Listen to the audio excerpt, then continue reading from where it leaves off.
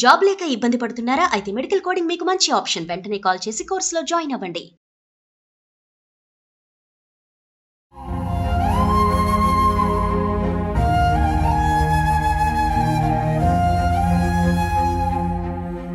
నా వెనుక ఎంతమంది ఫాలో అవుతున్నారు, నన్ను ఏం చేద్దాం అనుకున్నారో నాకు అర్థమవుతుందమ్మా. నేను చనిపోయినప్పుడు వస్తే నాకు ఏం బాధలేదు, నేను ఒక్కనే ఉన్నాను. ఈరోజు చనిపోయినా పోతా, రేపు చనిపోయినా పోతా.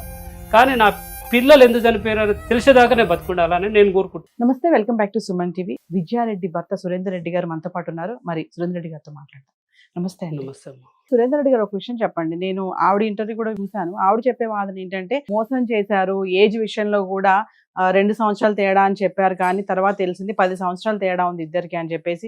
ఆస్తులు ఉన్నాయి అన్నారు, పొలాలు ఉన్నాయని చెప్పారు, ఏమీ లేవు, చాలా ఇబ్బంది పెట్టారు, మా అమ్మాయిని చాలా టార్చర్ చేశారు, సరిగా చూసుకోలేదని ఆవిడ చెప్పే వాదన ఉంది. అంటే మరి దానికి ఏం చెప్తారు? అదేమ్మా, ఇప్పుడు మాకు పెళ్లి చూపులు అయినామా. మా పెళ్లి చూపులు కాకముందుకే మా అమ్మ, వాళ్ళ ఫ్యామిలీ, మా ఫ్యామిలీ ఫస్ట్ చూసుకున్నారు.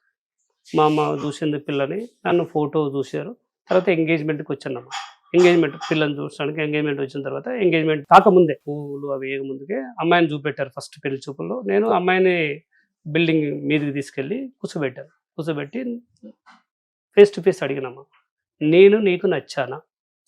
నచ్చితే నచ్చినట్టు చెప్పమ్మా, నచ్చకపోతే నచ్చలేదని చెప్పు అంటే, నచ్చారండి మీరు అని చెప్పింది. మరి నీకేం కోరిక ఉంది అంటే, నేను మా అమ్మ నాన్న ఓన్లీ ఇంటర్మీడియట్ చేయించారు, నేను బీటెక్ చేయాలనుకుంటున్నాను. నేను చేపిస్తా తల్లి, నేను బీటెక్ చేపిస్తాను చెప్పేసి ఓకే అన్న తర్వాత మినిమం 6 months తర్వాతనే పెళ్ళి అయిందమ్మా మాకు. అమ్మ ఇమ్మీడియట్లీ 1 monthలో పెళ్లి కాలేదు. మీకు నేను చెప్పింది అబద్ధమై అంటే ఇది గిట్ట ఇంకోటి ఉందమ్మా. వాళ్ళ కజిన్ బ్రదర్స్ పోయి ఊరికి వెళ్ళి ఎంక్వైరీ చేసుకున్నారు, మళ్ళీ మా రిలేషన్లో ఎంక్వైరీ చేసుకున్నారు, ఊర్లో ఎంక్వైరీ చేసుకున్నారు. వాళ్ళ ఊర్లోనే వాళ్ళ మేనమామ ఉంటాడు.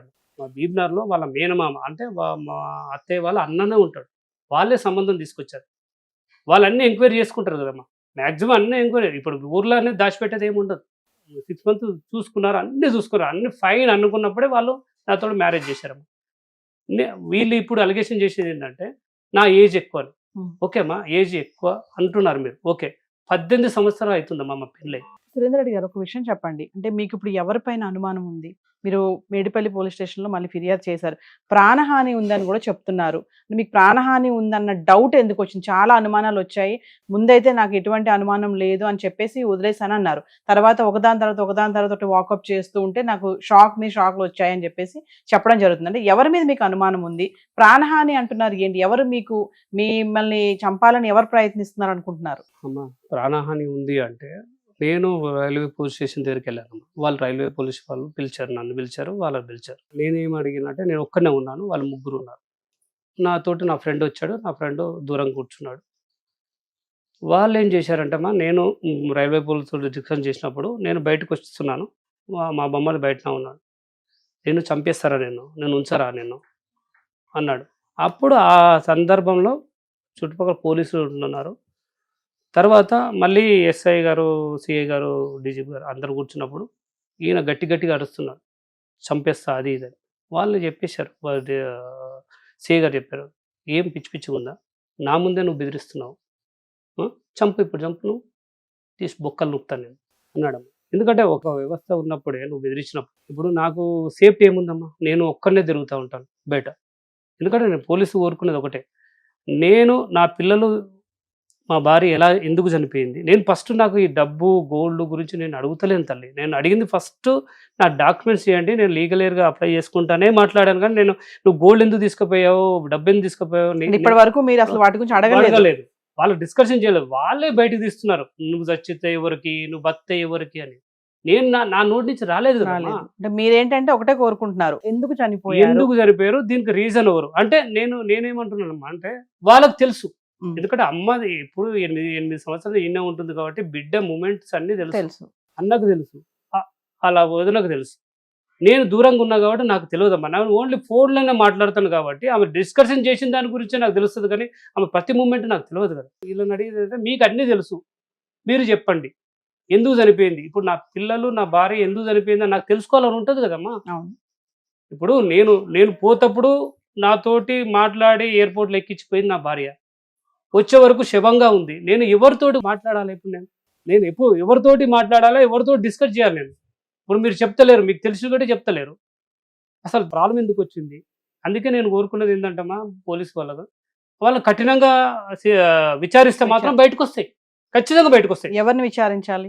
మా అత్తయ్య గారిని, మా బొమ్మర్దని, వాళ్ళ భార్య, భార్య.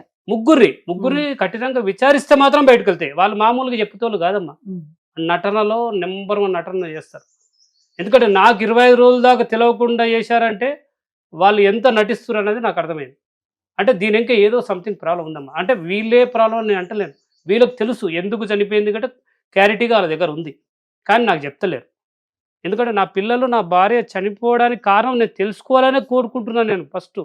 అందుకే నేను మీడియా మిత్రులు, పోలీసులు, ప్రజలను కోరుకునేది ఏంటంటే, నా భార్య పిల్లలు చనిపోయారు కదా, ఆ రీజన్ నాకు తెలిస్తే ఒక్క క్షణమన్నా నేను ఓకే ఈ రీజన్ వల్ల చనిపోయారు పిల్లలు, దీనివల్ల రాత్రి నిద్ర వస్తలేదమ్మా, అసలు గుండె అదురుతుంది, అసలు ఏమైంది అమ్మా, నా వెనుక ఎంతమంది ఫాలో అవుతున్నారు, నన్ను ఏం చేద్దాం అనుకున్నారో నాకు అర్థమవుతుందమ్మా. నేను చనిపోయినప్పుడు వస్తే నాకు ఏం బాధ లేదు, నేను ఒక్కనే ఉన్నాను. ఈరోజు చనిపోయినా పోతా, రేపు చనిపోయినా పోతా, కానీ నా పిల్లలు ఎందుకు చనిపోయారో తెలిసేదాకా నేను బతుకుండాలని నేను కోరుకుంటాను. నమస్తే అండి వ్యూవర్స్. మరి సురేందర్ రెడ్డి గారు చెప్పేది ఏంటంటే, ఏది ఏమైనా విజయారెడ్డి వాళ్ళ అమ్మని, వాళ్ళ అన్న, వదిన విచారించండి, విచారిస్తే నిజాలు బయటకు వస్తాయి. నాకు చాలా అనుమానాలు ఉన్నాయి, ముందు ఎటువంటి అనుమానాలు లేవు, కానీ తర్వాత ఒకదాని తర్వాత ఒకటి నేను ఇన్వెస్టిగేషన్ చేసినప్పుడు, తన వంతు తను చేసినప్పుడు కొన్ని అనుమానాలు బయటకు రావడం జరిగాయి. సో దాన్ని బట్టి నాకేంటంటే వాళ్ళ ముగ్గురిని కనుక విచారిస్తే ఏంటి అనేది బయటకు తెలుస్తుంది. ఖచ్చితంగా పోలీసులు ఇది తీసుకొని దీనిపైన కొంచెం సీరియస్గా తీసుకొని ప్రాసెస్ చేస్తే బాగుంటుంది. నాకు న్యాయం జరగాలి, నా భార్య పిల్లలు ఎందుకు చనిపోయారు అనేది తెలియాలి నాకు, నేను విడిచిపెట్టను అని చెప్పేసి ఆయన పోరాడుతున్నారు. ఆయన బాధ కూడా మనకు తెలుస్తుంది. ఎందుకంటే భార్య పిల్లలు అంటే ఎటువంటి తెలియదు వాళ్ళకి, పాపం తెలియని పిల్లలు ఆ వయసులో వెళ్ళి మరి తల్లితో పాటు అలా చనిపోయారంటే మన అందరం ఇది ఫాలో అయ్యాం. ఆల్రెడీ చాలా మంది ఎన్నో కామెంట్స్ కూడా పెడుతున్నారు. కానీ ఏది ఏమైనా నేను విడిచిపెట్టను, ఖచ్చితంగా తెలుసుకోవాలి ఇది ఎందుకు జరిగింది అనేది ఆయన పోరాడుతున్నారు. మరి ఇందులో ఎంతవరకు ఆయనకి న్యాయం జరుగుతుంది అనేది మనం వేచి చూడాలి. కెమెరామెన్ రామ్, దొరస్వామితో నవీన, సుమన్ టీవీ.